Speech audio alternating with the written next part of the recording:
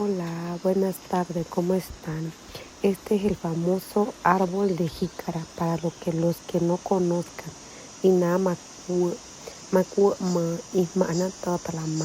Nosotros todavía utilizamos esta jícara. Antes se utilizaba más, ahorita se utiliza para batir el pozol agrio, para tomar café. Antes nosotros lo utilizábamos muchísimo para tomar café, para el pozol y hasta para comer, hasta para poner comida lo utilizamos.